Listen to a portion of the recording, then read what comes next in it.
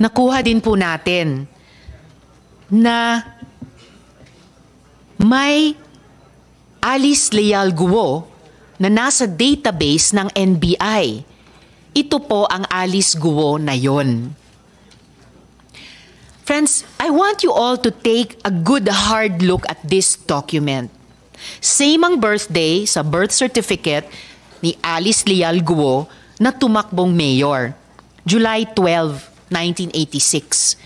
Pareho ang spelling ng pangalan, pero ibang-iba ang mukha. Napakadami ko pong katanungan.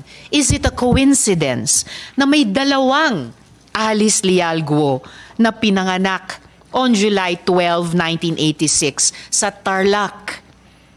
Is it a coincidence that this NBI clearance was applied for just a few days before the date of filing of the delayed registration of birth of the other Alice Leal Guo in Tarlac City? Or is this a case of stolen identity?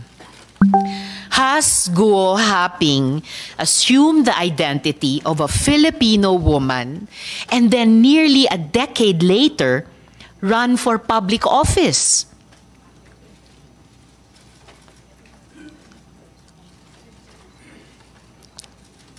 Sino po ang babaeng ito na may pangalang Alice Leal Guo pero hindi kamukha ni Mayor? Nasaan na po siya ngayon?